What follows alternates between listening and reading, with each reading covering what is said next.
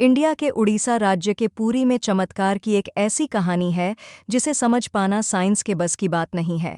Science, geography, physics, chemistry और दुनिया के सारे ग्राउंड्स ऑफ बिलीव्स यहाँ सब फेल हो जाते हैं।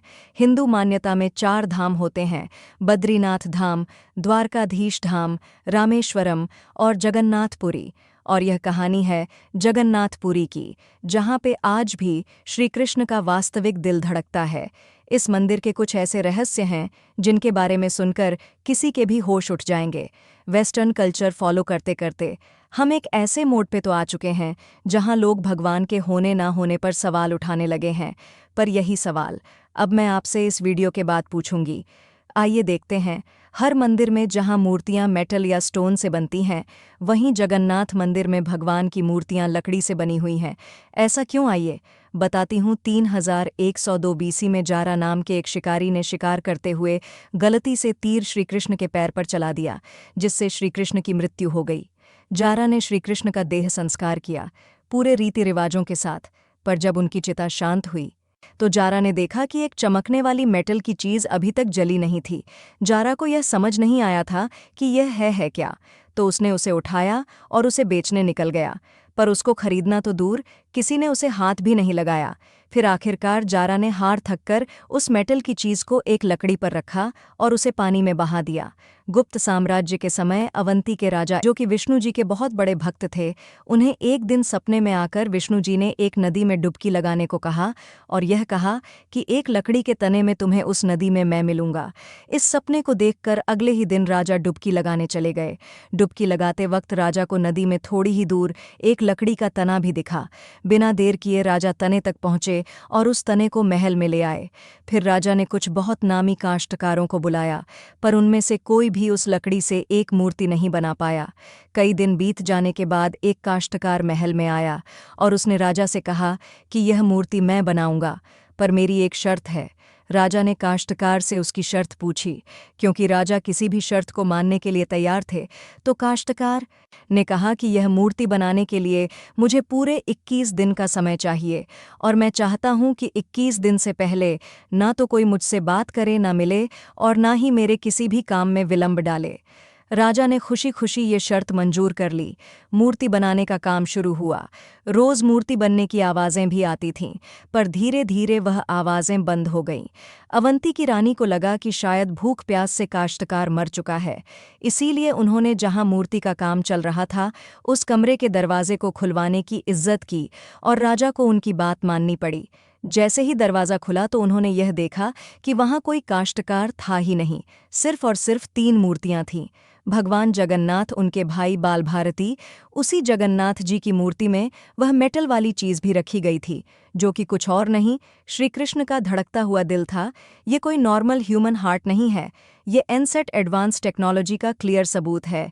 ये हार्ट एनर्जी ट्रांसमिट करता है, और हम सब ने ये तो पढ़ा ही है, that stones and metals are good conductors of electricity and wood is a bad conductor of electricity. इसीलिए idols in the Jagannath temple are made up of wood. सिर्फ यही नहीं, हर 12 साल में एक बार भगवान की नई मूर्ति स्थापित की जाती है और भगवान के दिल को उस मूर्ति में शिफ्ट किया जाता है।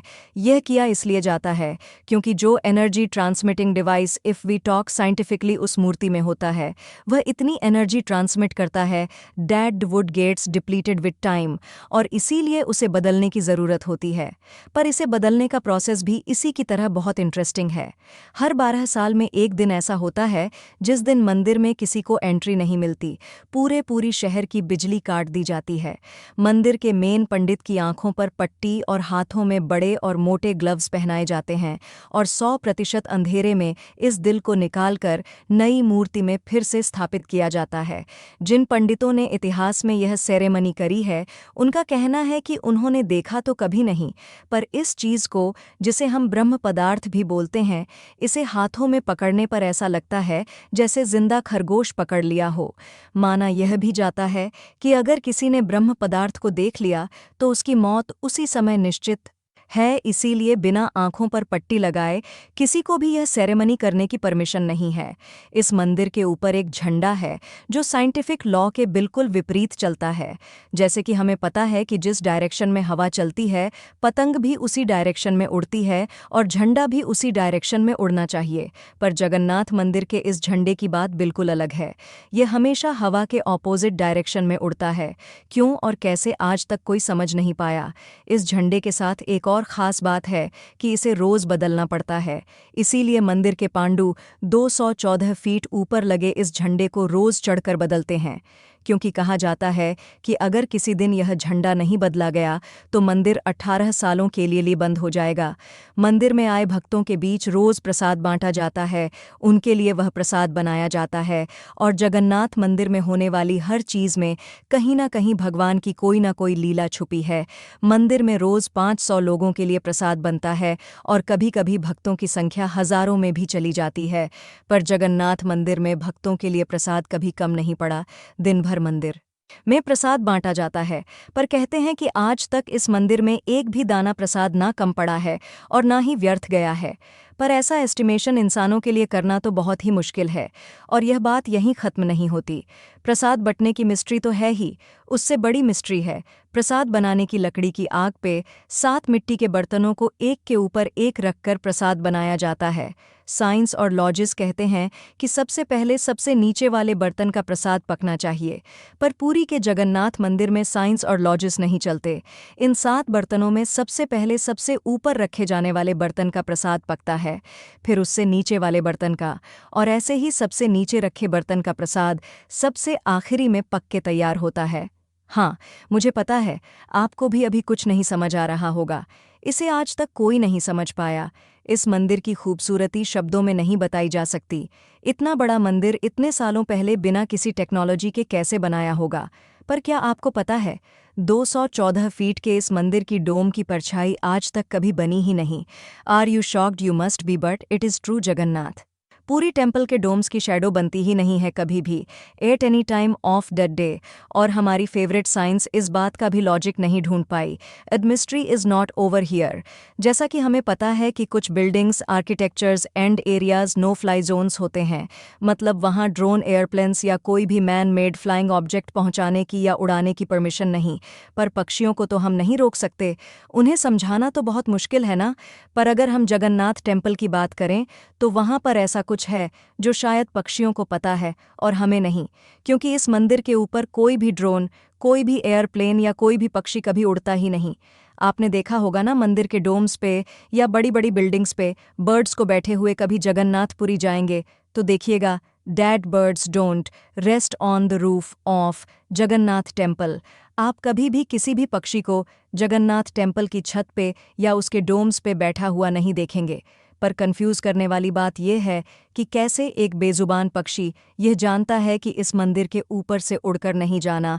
All of this things sound so exciting, right? अगर आपको यह कहानी जानने में और सुनने में मज़ा आ रहा है और आप ऐसी ही नई नई चीज़ें और कहानियाँ जानना चाहते हो तो मेरे चैनल को सब्सक्राइब करना मत भूलना। हम आपके लिए बार बार कुछ नया लाते रहेंगे।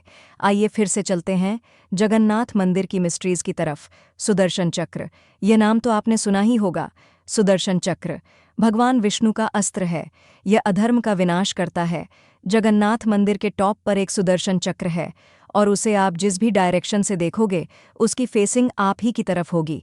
भगवान जगन्नाथ, जिनके नाम का मतलब ही जगत के नाथ हैं, इनके मंदिर में लाखों श्रद्धालु अपनी आस्था और प्यार भगवान के लिए लेकर आते हैं। पर इस मंदिर में सिर्फ हिंदुओं को दर्शन करने की अनुमति है। किसी भी और धर्म के इंसान को दर्शन बाहर से ही करवाए जाते हैं और दर्शन करवाकर भेज दिया जाता है। जैसे कि हमारी ex prime minister Indira Gandhi ji, वह भी जगन्नाथपुरी गई थी दर्शन करने पर, क्योंकि वह फारसी हैं और हिंदू नहीं, और उन्हें उनका सरनेम फिरोज गांधी से मिला है। इसीलिए इंदिरा गांधी को भी दर्शन करने की अनुमति नहीं दी गई। सिर्फ यही नहीं, 2005 में थाईलैंड की प्रिंसेस महाचक्र सिंधु को भी जगन्नाथपुरी टेम्पल में एंट्री नहीं दी गई थी, क्योंकि यहाँ फॉरेनर्स अलाउड नहीं है। उनके लिए अरेंजमेंट्स की गई थी और और दर्शन बाहर से ही करवाए गए।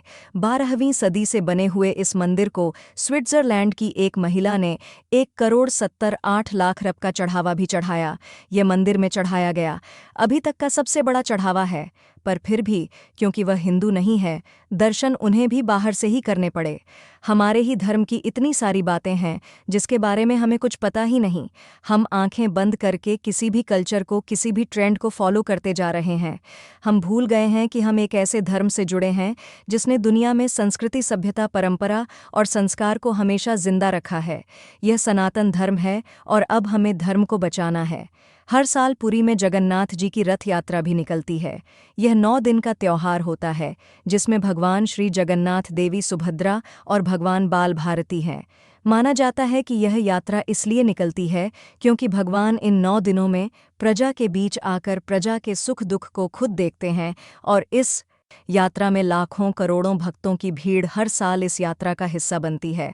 जगन्नाथ पुरी मंदिर की मिस्ट्रीज़ यहाँ ख़त्म नहीं होती। और भी बहुत सारी कहानियाँ हैं जो हम नहीं जानते, जैसे कि हर साल भगवान 15 दिन के लिए बीमार पड़ते हैं और भक्तों के लिए मंदिर में दर्शन बंद कर दिए जाते हैं। पर बहुत कम लोग जानते हैं कि ऐसा क्यों होता है। वी होप आपको ये वीडियो देखकर अच्छा लगा होगा। तो अब मैं आपसे पूछना चाहती